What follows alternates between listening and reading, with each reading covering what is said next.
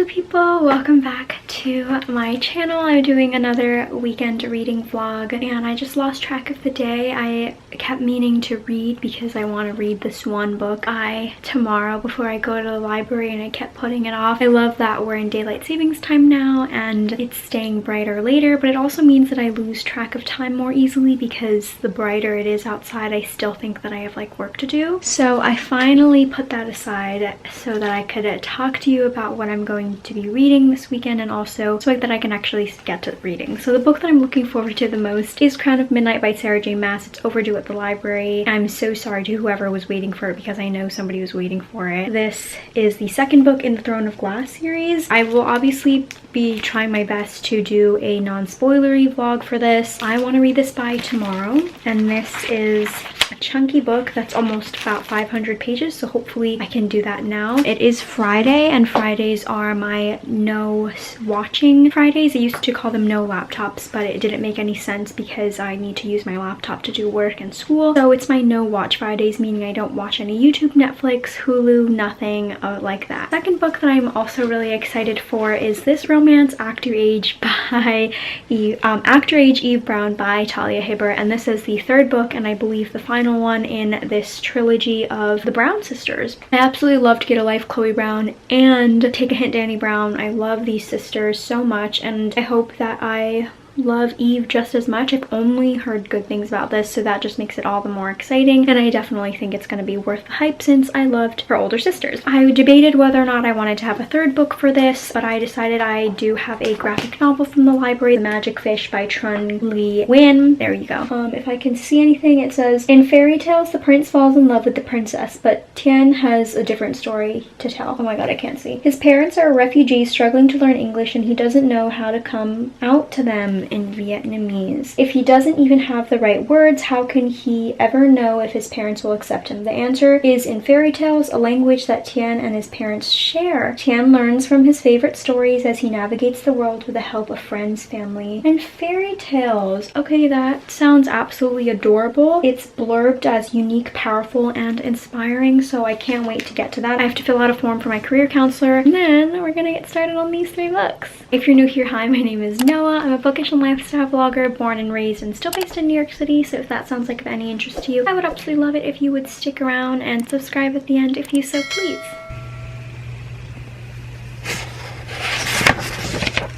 Last night I read so much. I read over halfway. I read about 276 pages last night, and I'm reading more today. All I have left is about that much, which is less than 100 pages. I'm really enjoying it. I'm like almost surprised at myself that I read so much. I read like 2 hours. I did stay up because I wasn't as tired and decided to just keep on reading. I'm so enjoying it. I really like Kale, I think that's his name. In the first book I read the paperback where the edition had a glossary and the pronunciations, so forgive me if I'm like pronouncing them wrong. I've forgotten. If you have the right corrections, let me know what they are. I think the conversation that Dorian and Nehemia had at like the ball or something regarding Selena and Kale and how normal people would never understand their position, especially as one in power and their responsibilities. I could totally understand that and see her logic. I'm really afraid about what's gonna happen at the end because there's a lot regarding the king and what Selena has to do for him, and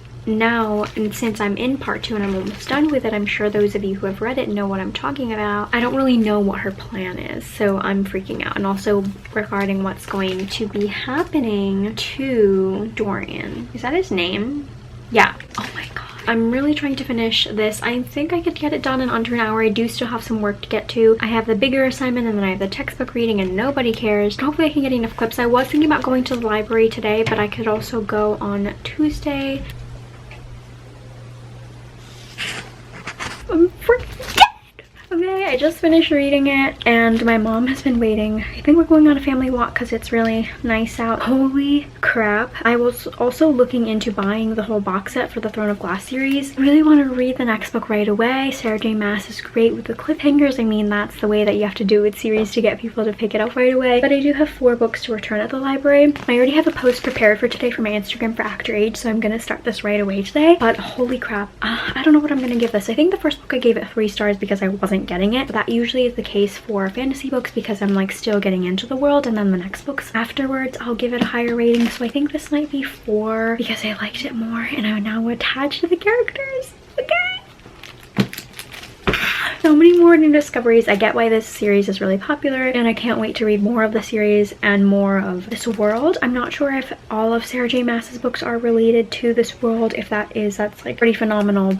Before I get started into discussing my next read, I do want to discuss a little bit about the hate crimes against the Asian American Pacific Islander community, right? The AAPI community, and hashtag Stop Asian Hate. I would definitely be remiss if I didn't discuss this, especially as an Asian American and as someone who has experienced microaggressions and racism from elementary school. I remember in the schoolyard somebody saying ching chong at me. I've been yelled at on the subway platforms. I've gotten asked, where are you from? But where are you really from? I remember the first time that someone asked me that and I said Japan. It just came out and they were like, no, like where do you actually live? Like where are you actually from? And I was like, oh my god, it's just been so trained in me to say, you know, Japan, that I didn't even click in me that I could say like, no, I'm from fucking New York, you know.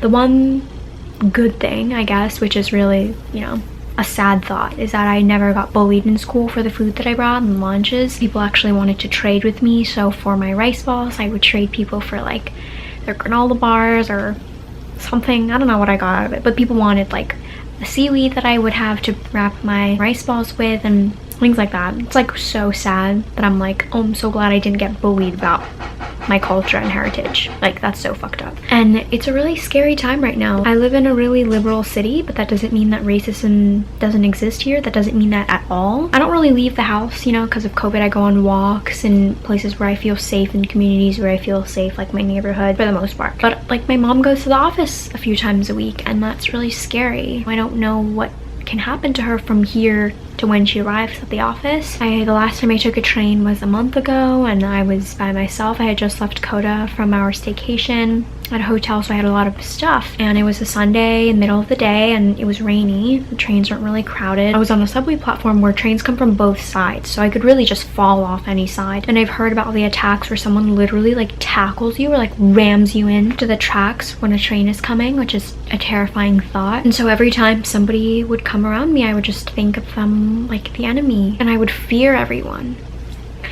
And anytime somebody came around, I would just like frantically look around for somewhere to run away to, look for the stairs or something, and someone to like see what was going on if something were to happen. Being fearful like that isn't any way to live, but that's like the current state of where we're at, and it's even more discouraging when officials, the police, decide not to call out the hate crimes as what they are, when no one is calling out for what it is. If you don't see people in your social groups, like whoever you follow on social media, your friends, influencers, calling out racism against your own people, it just feels even more like you're being silenced. And we're already like, Asian people are already known as this group of people who are so silent and weak and don't say anything. But I honestly personally wasn't taught to be that way. My sister and I are really strong personalities. We will call you the fuck out, right? But when you're scared, like that's really hard to do. I just don't want to have to be afraid every time I decide to swipe my Metro card to take the train, you know? I don't want to have to be like to my boyfriend, actually, you know, can you pick me up here? Because he's also Asian. I want him to be okay too. So there's just so much risk, and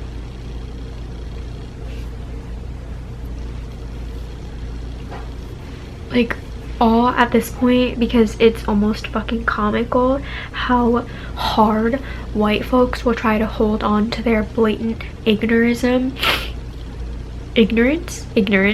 and their racism and like the feeling of being on top of the world, like literally stepping over other people to stay on top. That all I can say is like, fucking educate yourself. Like, if you don't read, it can start from watching TV shows with own voices representation, you know? Watch things that are more diverse, read more diversely.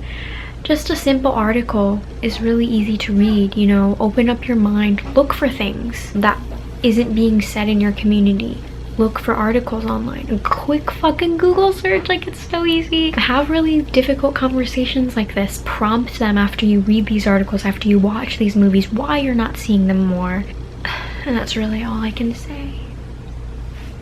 Yeah, I'm gonna go eat dinner now and maybe journal later, because I feel like talking about it like this was the first time. Like, I felt afraid and I felt sad, but it hadn't come out emotionally until I started talking about it like this. You always think like you have the feelings down, that you're saying these people's names, you're remembering them from the Atlanta shooting, especially most recently. But like, that's the dryer.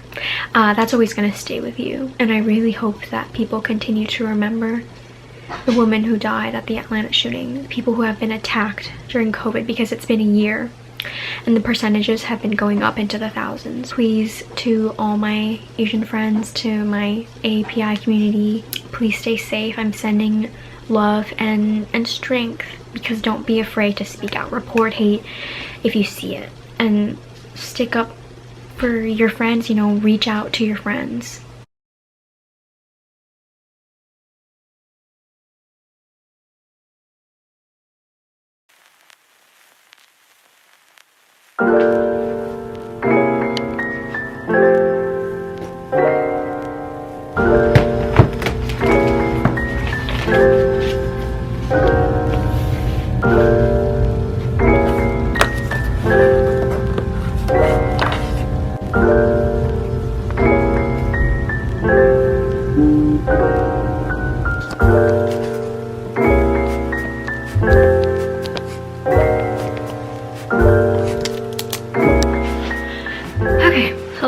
This morning I'm getting messages from the group chat from my class, from my advertising class, and I find out that the assignment that's due on Monday isn't supposed to be written in essay form, which the professor didn't clarify at all. She just said to answer the question, so I assume, you know, essay. And I already wrote 10 pages of that. So this is my what the fuck. I already wrote 10 pages for nothing? Scene. Obviously I'm really frustrated, but this means that I don't have to take as long. I was only halfway done. I just need to like rework that, and it shouldn't take me as long to finish the rest. And then I have like 2 midterms to study for, well, like 1.5, because one midterm was supposed to be last week, but it got pushed to this week because there were technical difficulties, as there always are with this professor. Wait, I do have another midterm, but I have the entire week to take it. I just have to choose one day because it's an online course, so it doesn't matter what day it is as long as I get it done within the week. So then I think I'll do that Tuesday, but you're here for the reading. For this weekend, I already have a total of 531 pages. Don't plan on finishing this whole thing. I would like to focus on this one. Actor H. Eve Brown, like I said, is following the last Eve sister. What? The Brown sister. She's the baby of the family, so she's, you know, certified hot mess, it says. She's the baby, she's 26, she's figuring out her life. She flits around from job to job and doesn't have like a career. She has a trust fund, so she doesn't really worry about anything, and her parents are tired of her shit. They're like, we're cutting you off from trust fund payments for a year until you figure your shit out and are working a job for at least a year. So she then stumbles into this cute little B&B on her angry drive to cool off, and they're hiring a chef. She walks in and she looks so unprofessional. You know, she's unprepared for this interview. She's not dressed right. She is all wet from the rain, and she doesn't have a CV. Jacob Wayne is the owner of the B&B, and he's tired of this shit. You know, he can't find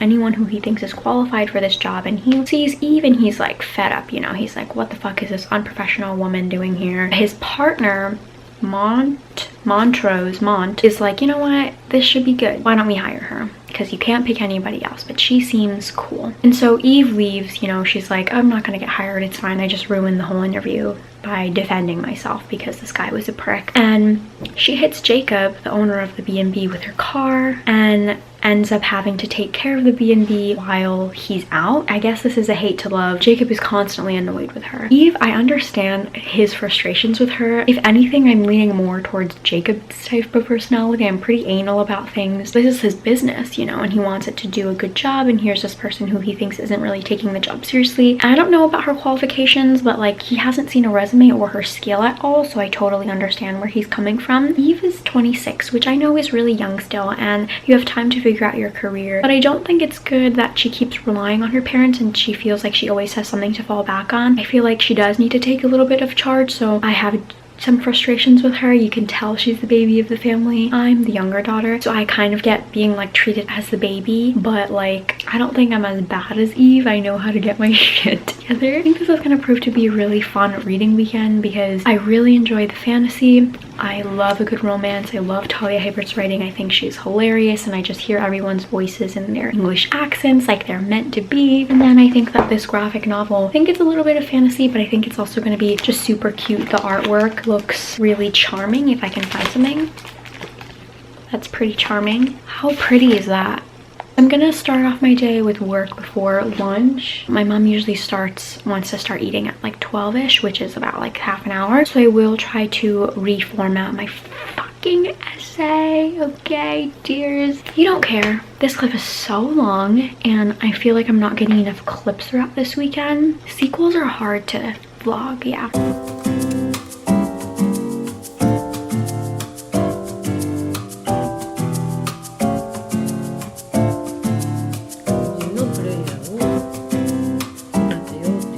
I was looking over my essay, and it turns out that I'm actually doing it right. Like, first of all, it's not even my fault or the class's fault for not knowing, because she didn't say how to format it. So obviously I'm doing it in paragraph form because I can't answer like what the marketing strategy is for one company in one sentence. So like obviously it's gonna be that long. This project assignment isn't due until Monday night, so I think right now I'm gonna get started on the textbook reading because that's always due before class.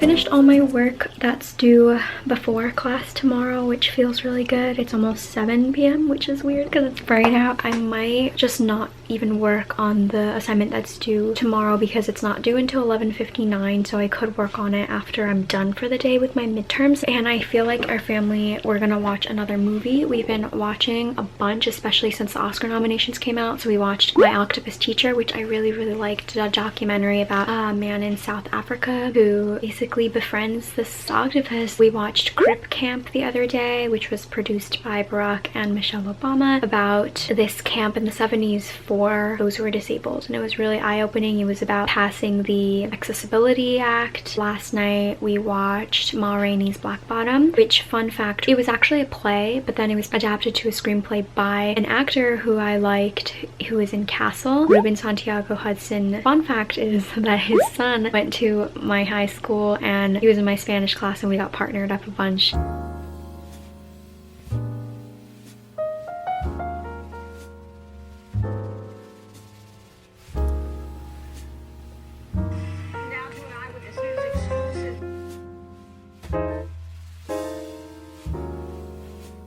I'm already getting so tired. I've been getting really bad sleep lately while eating dessert. As you saw, I read the 20-ish pages that I needed to read.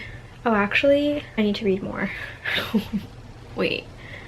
No, I read 20. I read over 20. Next, I'm gonna read this. This will be the higher priority so that I can say that I finished 2 books this weekend and in the middle of this one. But I'm really liking this. I was thinking about it. I think that it's not necessarily hate to love because they don't hate each other. It's just that Jacob, my hair is so grossly flat. Oh my god. It's just that Jacob wants everything to be his way. He has a particular way of doing things that he gets really frustrated with Eve, but Eve is the type where she just like lets everything roll off her back and she doesn't really care, or at least presents it that way. I think that's what makes her great. She has this quirk about her. She's making this situation work for her. There's obviously an attraction to each other, which is really funny. I would say that Eve, she's not as quirky, but she reminds me a little bit of Jess from New Girl. And I guess in some ways I see Jacob as being Nick and being like so stuck in his ways that you probably won't really be able to change him actually. But also Schmidt is like so much more anal retentive. Jacob might be that. I mean, looks wise and how he puts himself together, Schmidt is like that as well. But I think that maybe in terms of couple goals, I think Nick and Jess would be really cute. Every time like Jacob gets mad and Eve thinks it's like kind of funny, or she's just like not understanding why he's that frustrated, it makes it so cute and funny. I'm trying to think of a movie couple or like a TV show couple, maybe kind of like Lorelai and Luke, because I just finished my rewatch of Gilmore Girls. It's funny because the Airbnb, nope, the bed and breakfast is just a B&B, reminds me of the Dragonfly Inn. I'm actually attempting my watch of A Year in the Life again because the first time I couldn't even get through the first episode. I hated it. So I'm about to start chapter 9, but I'm putting this aside for now. I won't say I'm like 50%. I'm obviously not. I'm maybe like 40-ish% of the way through. And then we're gonna get moving into the Magic Fish right now.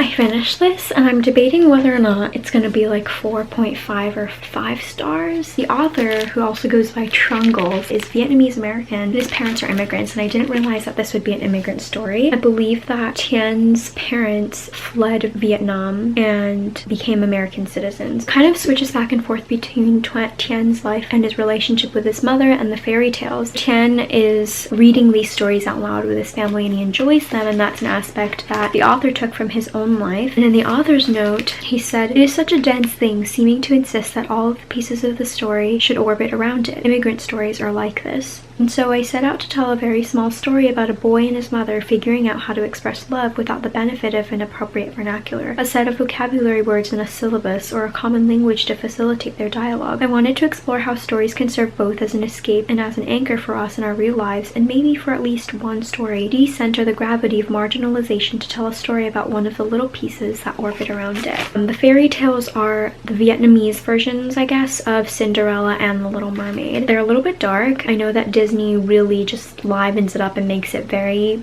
G or PG rated, but in reality I guess I think the German versions are really dark and sinister, so it's not quite that, but I think it's like in between. But I really liked it, and the art styles, they would switch back from red being about Tien and the blues being about the fairy tales, and I really enjoyed the fairy tales. This is LGBTQ+. Tien is trying to figure out how to come out to his parents, but he goes to like, I guess, a Christian school or like this Catholic school, so there's like counseling, and they're basically saying like it's not okay for him to be gay, and he's like unsure about how his parents will react. But the mother, oh my god, there's so many aspects about this. I might just give this 5 stars because the mother is also struggling because she's become an American citizen. She's been in America for 8 years, but this means that the entire time she was not able to go back home. She didn't have money, and also she couldn't really travel because she was a new citizen, I guess, or like she couldn't really travel until she became a citizen. This whole time she was just missing her family. She could only talk to them over the phone because this is taking place in the 90s, so there wasn't a lot of technology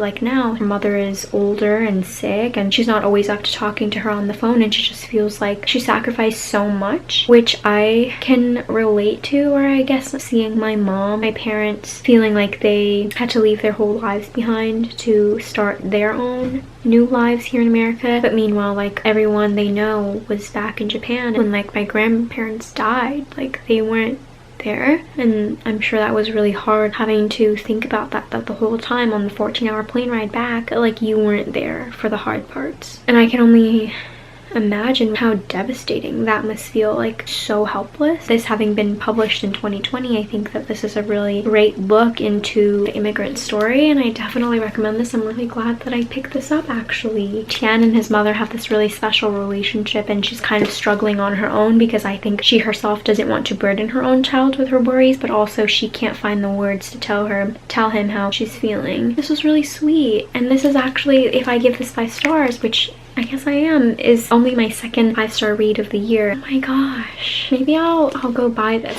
I low-key totally forgot about this vlog because I had 2 midterms today and I'm filming another vlog right now. I'm here to wrap up the vlog. I've read a total of 809 pages for the weekend, which is amazing, and I finished 2 books, the first one being Crown of Midnight, which I'm giving 4 stars. The next book that I finished on Sunday was The Magic Fish by Trung. Honestly, 5 stars all around. gorgeous. We love it. And I'm still in the middle of Act Your Age, Eve Brown by Talia Hibbert. I'm loving the vibes of this. I can already feel in my bones that I'm just going to love this story so much. Look at this matching. We love to see it. Thank you all so much for following along. I hope that I can do more reading vlogs, or I can read more over the weekend. We'll see. Spring break is coming up, so I'm hoping to do a week-long reading vlog, so that should be exciting. And please give this video a big thumbs up if you enjoyed, and I'll see you all in my next video, which is literally happening today. You'll recognize this. Okay, bye.